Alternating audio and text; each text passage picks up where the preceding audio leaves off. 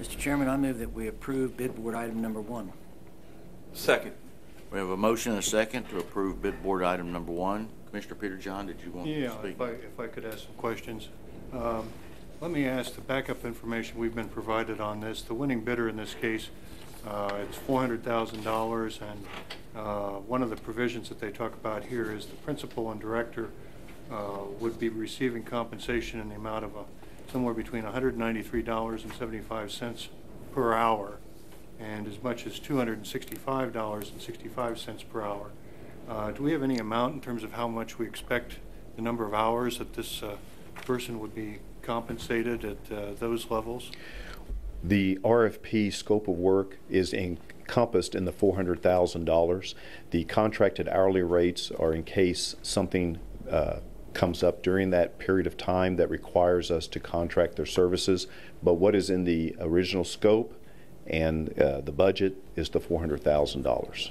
So in other words, as long as it doesn't go over $400,000, they could put all of that could be with the principal and director as opposed to the other positions, which the lowest amount I see here is $69.19, which is still very generous compensation. But obviously, if you can go get $265 an hour, that's pretty good for indoor work. I don't know too many people who, outside of maybe professional sports, who do quite that well on an hourly basis. But I wanted to clarify if there was any sort of a breakdown in terms of how many hours they were anticipating for, looks like half a dozen different positions.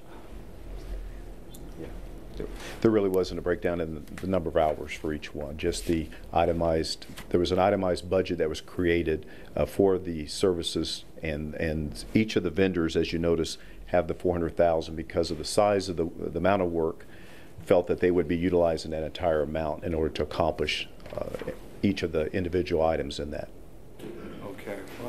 I've had major problems with the sustainability grant prior to this, and I've voted against it previously. And this bid board item, I'm not sure what we're getting here, but I have a lot of problems when we're looking at compensating people between, whether it's between $70 an hour, almost $70 an hour, or over $265 an hour. Thank you. Okay, Commissioner Insopp. Thank you, Mr. Chairman. Yes, this whole sustainable development ideology is something that's been pushed nationally and internationally for a couple of decades now.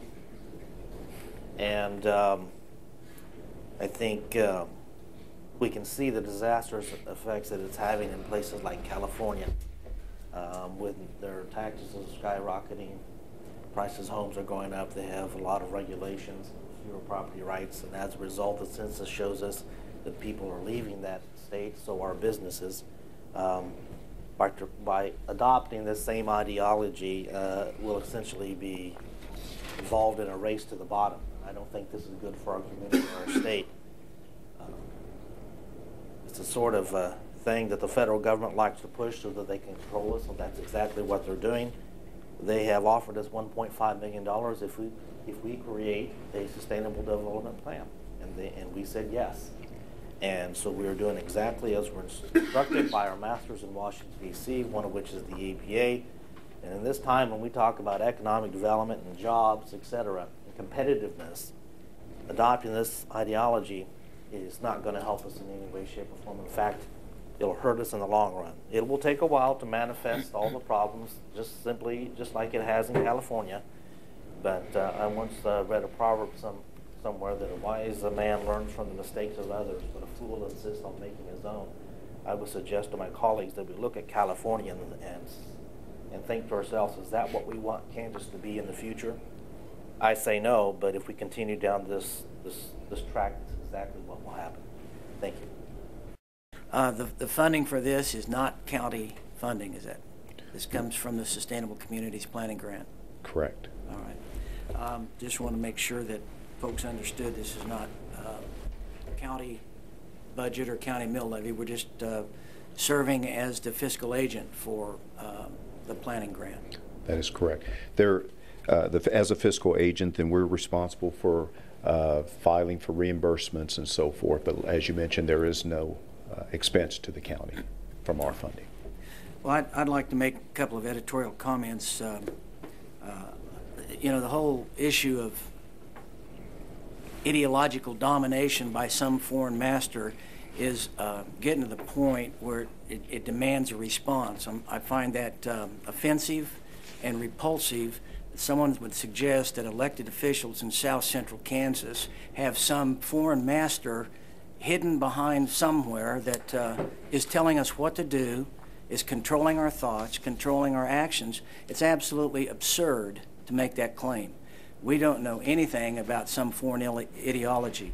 The Regional Economic Area Partnership is a council of governments, presently 34 different governments in South Central Kansas.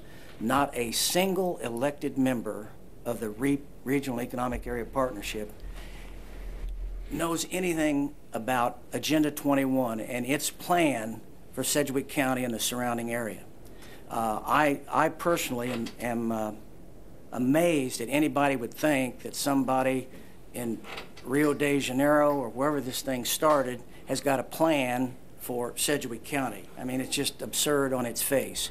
I will tell you on the positive side of this that the 34 governments that are involved in the Regional Economic Area Planning for this area and the Sustainable Communities Planning Grant, which REAP has endorsed and is wanting to see effectuated in this area, we do not intend to yield one iota of authority, one iota of responsibility, one iota of our sovereignty. That's one of the reasons that REAP has decided that we want to go ahead and try to implement this planning grant, is so that we can provide and plan and make conceptual ideas for our communities in South Central Kansas. And this plan and idea will be made by our people, not by some master, as has been referred to. I don't even know who master is, as a matter of fact, in this particular instance.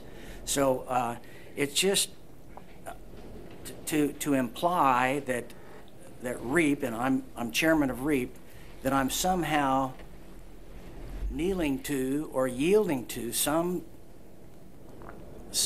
other force in government somewhere. It's just absolutely absurd.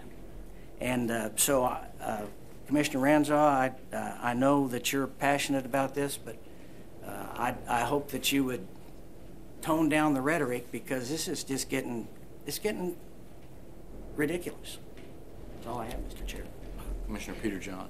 Well, thank you, Mr. Chairman. I will state for the record that I hope Commissioner Unruh is absolutely correct in his statement. When it comes to foreign master, I hadn't heard foreign master, but Mr. Thomas, as I understand this, and maybe Ms. Downs might want to jump up and confirm this, this is indeed a combined HUD, EPA, and DOT map, and might be federal master might be a more appropriate comment in that regard than foreign, but it is a HUD grant, primarily a HUD grant with involvement by the EPA and other federal agencies too, I believe. Correct? That's correct. Thank you. Commissioner Ranzau. Thank you, Mr. Chairman. You know, I have to agree with my colleague in that some of this is getting somewhat absurd, in that, you know, there's an attempt to deny reality and some basic historical facts. Now, we can certainly have a difference of opinion, and everyone's entitled to their own opinion about whether or not this is a good idea. But we're not each entitled to our own facts. And there are some basic facts. This grant is given to us by the federal government, specifically HUD, DOT, and EPA, to do a specific thing. We have agreed to do it. We're following their instructions. We have some leeway how we implement it, but nevertheless, we're doing what they told us to do: create a sustainable development plan for our community. Secondly, if we review the history of where the concept of sustainable development comes from, it is an absolute, undeniable fact that it came from the United Nations. It was created by a group of socialists for socialists. It contains a lot of their ideology. Now, Agenda 21, I've never said it's some dark behind-the-scenes conspiracy, but others like to use those terms, why I don't understand. But Agenda 21 is simply their business plan to implement their ideology. It's a business plan. It's been in place for 20 years. 20 years ago, the United States committed to that business plan. And then about 6 months ago, in June of 2002 in Rio de Janeiro, Secretary Hillary Clinton and EPA Administrator Lisa Jackson went down there, and I've provided you the outcome document that says we recommitted to the idea of sustainable development and the business plan that they call Agenda 21. That's basic. That's a historical fact. I challenge anyone to show me evidence that that's not true. And that's the disconcerting part, that I understand that part of the plan for REAP and the consortium leadership team is to deny the reality of the situation. If this is such a good concept, then embrace it in its entirety. And at least be honest about the historical basis for this concept. Because I believe it will have, well, it's already having severe negative consequences for other places, and the same will happen here. So let's be honest about the historical basis of this. Now, it may not even matter that it came from the United Nations. You know, the federal government has embraced this through a variety of grant programs. This is not the only way they're trying to do this. You need to understand that the bureaucrats in Washington, D.C. that are pushing this have a very different view than we do. For example, when they say that they want sustainable production and consumption patterns for agriculture, what they really mean is they want things like meatless Mondays, which would be destructive to our local and state economies. The business plan called Agenda 21 has 40 chapters. Chapter 28 says they want local governments to implement a sustainable development plan. That's what we're doing. That's part of their business plan. Whether we intend to or not, we must face the basic historical facts and understand why this originated, who originated, so that we can understand what the end game is truly involved in it, where we are headed. And you can, as I said before, look to California, you'll get a good idea. Now, that being said, I'll say this, as I've always told the citizens out there, the reason I have to continue to say this is because I'm not going to sit here and allow people to deny basic historical facts, which I know are incorrect. But I challenge the citizens out there to educate themselves and come to their own conclusions. If you think I'm wrong, fine, but there's plenty of information out there on the internet. It's not a secret, hidden conspiracy like some people want to think it's a business plan. But it's very real, and this is the consequence of that business plan. Thank you. I don't see any other lights. I have just a couple of comments, and I'm going to be supportive of this. I was a founding member of REAP many years ago. I've watched it grow and challenge itself to be an entity that brings a council of governments and entities together to think the best thoughts of our regional community in an economic sense, and I think that's important. Paula will tell you that I came to the last consortium meeting and I sit on that, and I voiced the concern that we've got other entities working on planning, and I happen to sit on the Comprehensive Plan Committee, the Visioneering Committee. I'm the chairman of WAMPO, and I'm on the consortium leadership team. I guarantee I'll be the bird dog of making sure that we don't duplicate efforts in any of this. It is important that we come up with a plan that is comprehensive, that understands our region, that brings all these entities together, that have the good of our community at heart, and I think we'll do that good work. I'm not scared about this at all. I think failing to plan is planning to fail, and we need to make sure that smart people dedicated in our community, people that are local and understand this region, come together, think through what we want our future to look like 30, 40, 50 years from now for our kids and our grandkids and the next generation. And you don't do that by sitting on your hands and not talking about where we want our community to go. And these issues that are coming out of this REAP planning group are going to talk to some issues that I think are critical. And Visioneering won't talk about all of them. WAMPO won't talk about all of them. The comprehensive plan, which deals with zoning and land use, is not going to talk about them. Where do people live, and what strain does that put on our infrastructure for 30 years from now? Now, I know people don't like the idea of sprawl and growth rings and all that, but the truth is there is a balance between where people live and preserving our good agricultural lands, and how do you make that work? And that's being able to sustain part of our economy. Agribusiness is the third largest economic driver in our community, in our region. And to say that we're okay with every 5-acre tract being taken up by somebody's rural residence sounds really good if you're talking only property rights. But if you're talking about preserving and sustaining agribusiness, you got to have land, and it's got to be set aside for that enterprise. Water, you know, that is such a critical issue in our region. You only have to look at the picture on the front page of the Eagle a couple of days ago that showed the dock at Cheney with no water even close to it. And that's a water resource here that has dried up because of drought. Now, we can argue all day long, and people do, about whether it's climate change that's caused this drought, if it's just a natural cycle, what it is. But the truth is, the water's gone.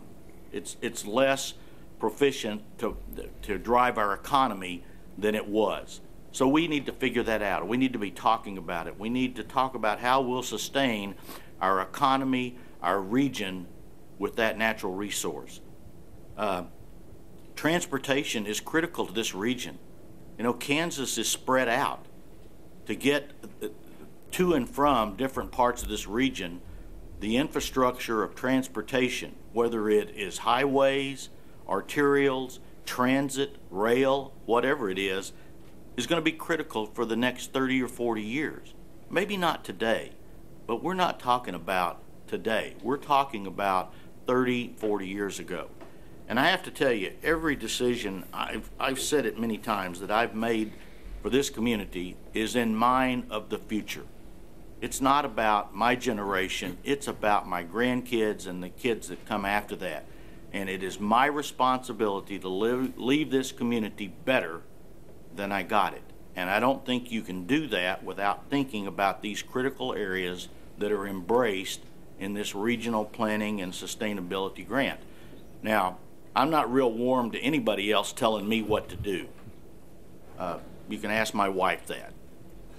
It starts at home, and I don't like it there, and I don't like it here. But the truth is, this is going to work out well. We're going to come together. We're going to talk about it. Yes, we may agree to disagree, but this will be a local plan. A local plan. And I got to tell you, I would challenge anyone and everyone to come to the meetings. Be a voice. It's okay to be a declining voice, but be at the table. Be down in the weeds. Be boots on the ground, because this whole issue is too critical to our community and the future of it. We can sit by and let many, many other communities do much better work than we do, because I guarantee you they're planning. I mean, when you talk about our competition at in Kansas City, they have a program, the MARC program, the Regional Council, which is a council of governments that comes together and plans, is very active. The MAPS program in Oklahoma City is just that. It's a planning document that attaches money to it and gets things done. Over and over and over, we've seen communities that do that. And we are remiss as local officials elected to be stewards of this to not be engaged in it. So I'm going to be supportive of it. I can guarantee you I'll be engaged in all of those things. And I take comfort that my colleague, Commissioner Dave Unruh, has his hand on the throttle of REAP to make sure that this grant is taken care of properly, it's ministered, and is watched to make sure that it brings the best good for our regional community. So, Commissioner Skelton. Thank you, Mr. Chairman. I think it was, it was what I remember from hearing from our attorney is that we have powers granted us through the state constitution, and part of that is zoning regulation, and it is this board that protects the rights of citizens, and we have a Constitution that protects the rights of citizens. We have a United States Constitution that protects the rights of citizens, and you know, and I have faith, I have courage, I have no fear either. I think that was mentioned. You know, I've been involved in government for, you know, a little over 8 years now, and I know that we have a planning function and a planning department, and that it is required. We can see the results of bad planning. There's communities right around here. We don't have to look too far of examples of bad planning. So bad planning costs money. That's a fact. Look into the situation. So at this time, I'm going to be supportive, but there's more, certainly more research to be done here as we provide, as we go forward. It's not something that I'm going to forget about the concerns of my colleague, Commissioner Ranzau. So those are my comments. Thank you. Okay, Commissioner Peter John. Well, thank you, Mr. Chairman. Appreciate all my colleagues' comments on our dialogue and discussion on this issue today, and I hope Chairman Norton is able to provide a voice and role.